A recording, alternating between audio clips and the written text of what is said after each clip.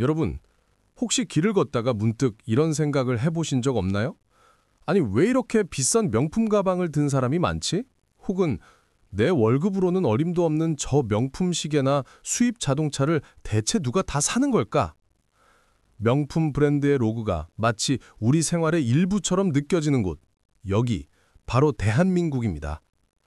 실제로 한국은 세계 명품 시장의 큰 손 중에서도 단연 돋보이는 나라입니다. 인구 대비 명품 소비 금액이 세계 최고 수준이죠. 명품 컨설팅 회사인 베인앤드컴퍼니의 2023년 보고서에 따르면 한국인의 명품 소비 금액은 무려 약 21조 원으로 1인당 소비 금액이 전 세계에서 가장 높다고 합니다. 이건 정말 놀라운 수치예요. 뉴욕의 고층 빌딩이나 파리의 화려한 거리에서나 볼 것 같은 현상들이 우리 서울의 평범한 거리에서 일상적으로 펼쳐지고 있는 겁니다. 왜 우리는 이렇게 명품에 열광하는 걸까요? 단순히 돈이 많아서? 아니면 우리가 허영심이 강한 민족이라서? 절대 그렇게 단순하게 설명할 수 없습니다. 이 현상 속에는 매우 복잡하고도 흥미로운 소비 심리와 한국 사회의 독특한 경제학이 깊숙이 녹아들어 있거든요. 오늘은 이 미스터리한 현상, 명품이 한국에서만 유독 미친 듯 팔리는 이유를 소비 심리학과 경제학의 관점에서 아주 깊숙이 파헤쳐 보겠습니다. 이 영상을 다 보시면 다음에 명품 로고를 볼 때 그저 비싼 물건이 아니라 우리 사회의 단면을 읽는 하나의 코드로 보이게 될 겁니다. 끝까지 시청하시면 당신이 존재하는 세상의 소비 패턴을 이해하는 데도 큰 도움이 될 거예요. 자, 그럼 이 현상을 만들어내는 이유들을 살펴볼까요? 첫 번째 이유는 나를 증명하는 너무 쉬운 방법과 과시소비의 경제학 측면에서 살펴보겠습니다. 명품 소비를 설명할 때 가장 먼저 등장하는 개념이 바로 과시소비, 혹은 경제학에서 말하는 벤블런 효과예요. 노르웨이계 미국인 경제학자 토르스타인 벤블런이 1899년에 발표한 개념이죠. 쉽게 말해 가격이 비쌀수록 오히려 수요가 늘어나는 현상을 말합니다. 일반적인 상품은 가격이 내리면 더 많이 팔리죠. 하지만 명품은 다릅니다. 이 상품의 진짜 가치는 기능이 아니라 비싼 가격 그 자체, 즉 희소성과 배타성에 있기 때문입니다. 사람들은 이 비싼 물건을 소비함으로써 자신이 남들과는 다른 계층에 속해 있다는 것을 세상에 보여주고 싶어 합니다. 자, 여기서 한국 사회의 독특한 특성이 결합됩니다. 우리는 체면을 굉장히 중요하게 생각하는 문화권이죠. 그리고 다른 나라에 비해 타인의 시선과 평가에 민감합니다. 우리 사회는 그동안 어디에 살고 있는지, 어떤 학교를 나왔는지, 어떤 회사에 다니는지로 개인을 평가하는 경향이 강했습니다. 그런데 이런 것들은 하루아침에 바꿀 수 없잖아요. 하지만 명품은 다릅니다.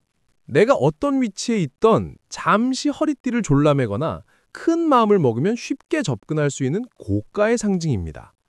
고급 주택이나 명문대 졸업장처럼 수십 년이 걸리는 것 대신 몇백만 원짜리 시계나 가방 하나로 순식간에 나의 현재 경제적 능력을 포장할 수 있게 되는 겁니다.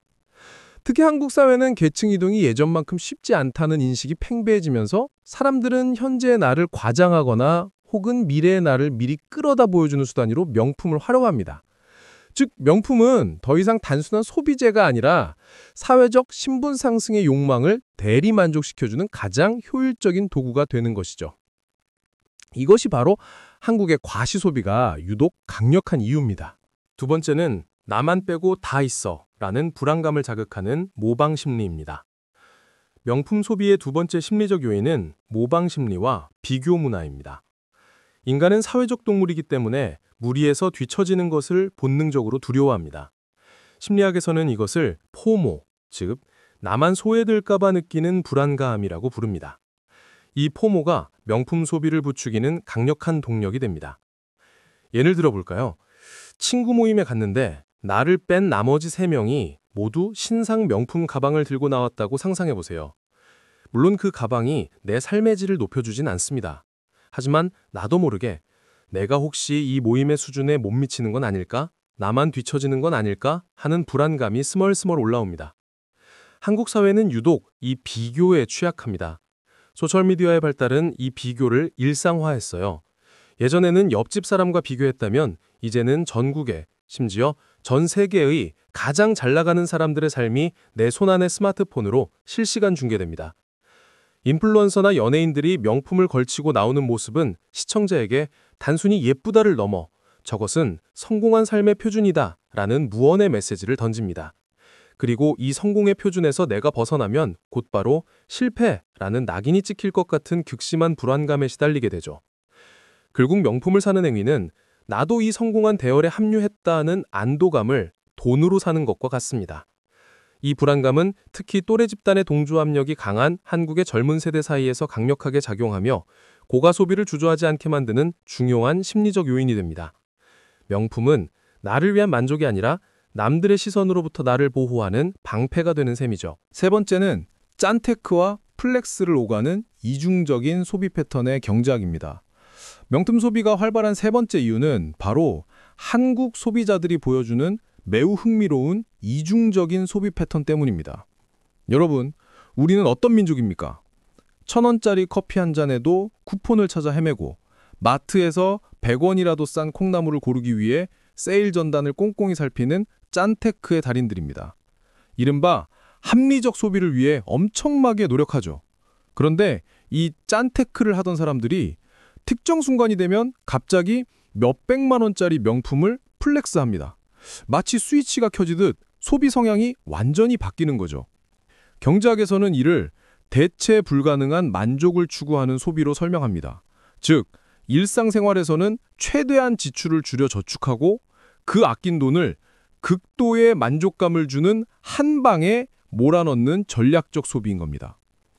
우리가 아무리 짠테크를 해도 편의점 커피를 마셔도 그 만족감은 한계가 있습니다.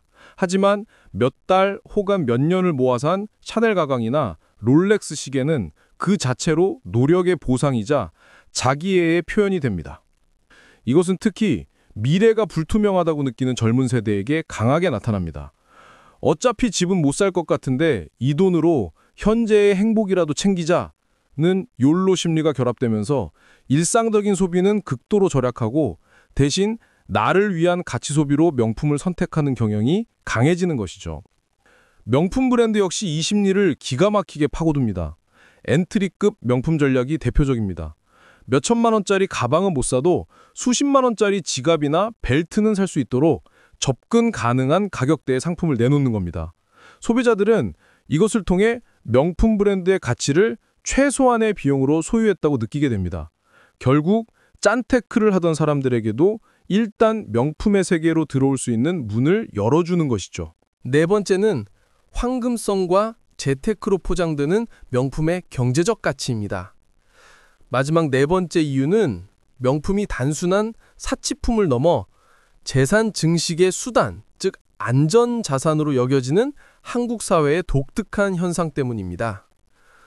여러분, 부동산이나 주식처럼 경제 상황에 따라 가격이 오르내리는 자산과 달리 특정 명품 브랜드의 인기 모델은 시간이 지나도 가치가 떨어지지 않거나 오히려 오르기도 합니다. 특히 에르메스나 샤넬의 일부 모델은 매년 가격이 오르는 오픈런의 대상이 되죠. 소비자들은 이를 보면서 명품을 소비가 아니라 투자로 인식하기 시작합니다. 지금 사두면 나중에 되팔 때 손해는 안 본다. 은행금리보다 명품 가격 상승률이 더 높다. 이런 이야기들이 커뮤니티에서 공공연하게 공유됩니다. 실제로 샤넬 재테크라는 말은 이제 낯설지 않은 용어가 되었죠. 물론 명품 전체가 재테크 수단이 될 수는 없습니다. 오직 극히 일부의 인기 모델만이 해당되죠. 하지만 사람들은 이 극히 일부의 성공 사례에 자신의 소비를 투영합니다. 명품을 사면서도 심리적으로 나는 낭비하는 것이 아니라 현명하게 자산을 운용하는 것이다 라고 합리화하는 거죠. 이러한 황금성은 명품의 심리적 장벽을 더욱 낮춥니다. 만약 내가 이 물건을 사서 후회하더라도 언제든지 중고시장에 되팔아 현금화할 수 있다는 보험이 되기 때문입니다. 한국의 활성화된 중고 명품 거래시장과 리셀 문화는 이러한 명품의 자산성 인식을 더욱 강화하는 배경이 됩니다. 결국 명품은 지금 당장의 만족과 미래의 손실 방지라는 두 마리 토끼를 잡으려는 한국인의 이성적이기도 합리적인 경제 심리가 결합된 결과물인 겁니다. 우리는 소비를 하면서도 손해보기 싫은 매우 영리한 소비자들인 것이죠. 명품으로 읽는 우리 사회의 메시지. 자, 오늘 또 경제학 채널에서 명품이 한국에서 유독 미친 듯이 팔리는 이유 4가지를 심도 있게 분석해 봤습니다. 단순히 과시라는 단어로 치부하기엔 너무나 복잡한 심리와 경제적 배경이 깔려 있음을 알 수 있죠. 정리하자면 이렇습니다. 첫째, 명품은 나를 증명하는 가장 효율적인 신분증입니다. 타인의 시선에서 자유롭지 못한 한국 사회에서 명품은 나의 능력을 가장 빠르고 쉽게 포장하는 도구입니다.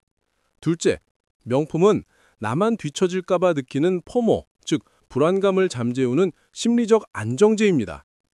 셋째, 명품은 극도의 전략과 한방의 플렉스를 오가는 이중적인 소비 전략의 정점입니다. 일상에서 아낀 돈으로 극도의 만족감을 추구하는 합리화 수단이죠. 넷째, 명품은 환금성이 보장되는 가치 저장 수단이라는 착각을 심어주며 소비 장벽을 낮춥니다.